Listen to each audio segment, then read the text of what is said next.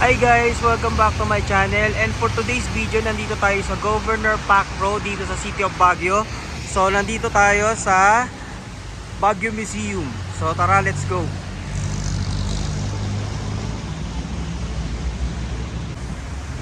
So dito, meron silang mataas yung stairs, no? Parang hindi siya advisable sa mga senior tsaka yung mga hirap umakyat sa hagdanan. I don't know lang kung meron silang elevator or parang akyatan para sa mga senior tsaka sa mga kids. So ito yung pinaka entrance. Ang entrance fee dito is 100 pesos pag adult, pag student ka tas college ka 70, high school 60, elementary 40, senior citizen or PWD 50 pesos. So since dalawang adult kami, 200, tas isang high school, isang elementary, so total of 200, 300 mahigit. So ayan, so tara, let's go. So dito pagpasok nyo, of course hindi nyo mag-sanitize, and then you need to register.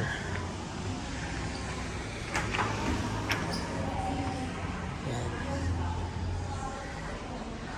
So dito, so by the way, nag-register na tayo tsaka nagbayad na tayo. Lumabas na kami ulit. So ayan ang itsura. Benguet.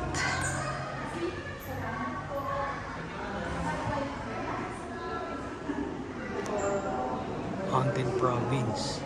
Ito magkakatabi lang to eh. Mountain Province tsaka Benguet. Tsaka pati Kalinga. Kalinga. Ayan.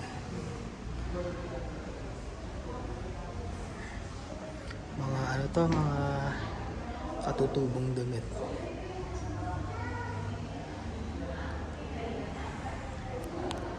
Ganda oh.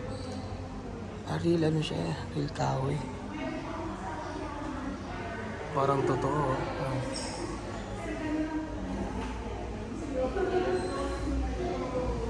Ayan, nakalagay.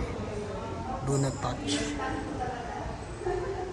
Parang lagyan na niya tayo ng ano, ng rice.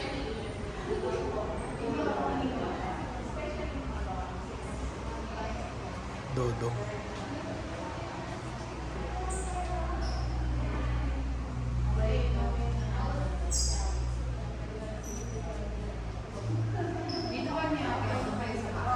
Ito yung registration area. So dito ako magbabayad. So dito naman tayo sa kabilang side. Ifugao. Imbaya. I don't know where Imbaya is.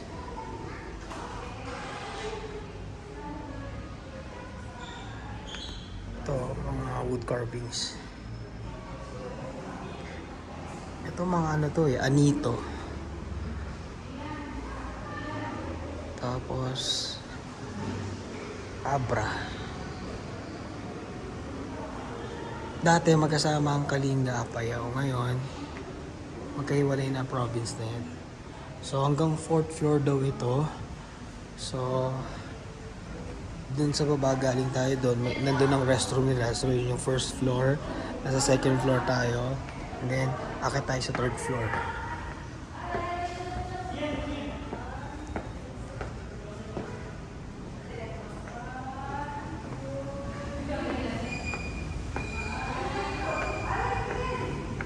Sa floor, meron silang nabigay sa floor. Ayun, parang wood. Wood yung ano, yung flooring. What's this?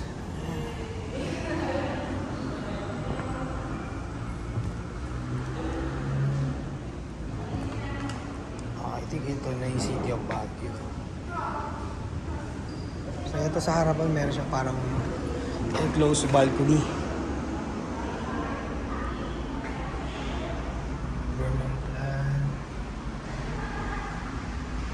Ito yung sa harapan kanina. Diyan tayo nakapark sa harapan. Yan yung Governor Pac Road.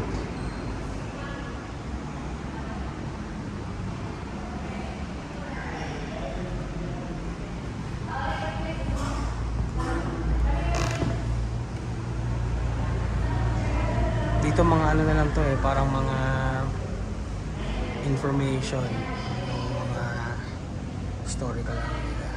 Ayun, Baguio's first institution.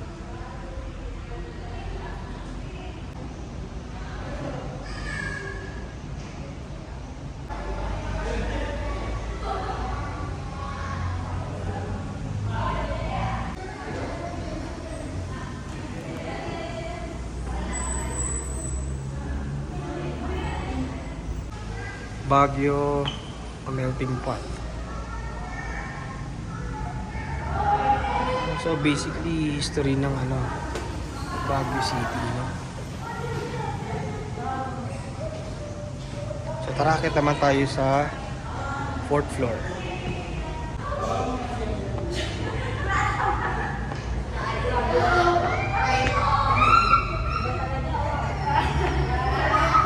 Baguio Museum Board of Trustees. So, sila yung responsible na ma-maintain.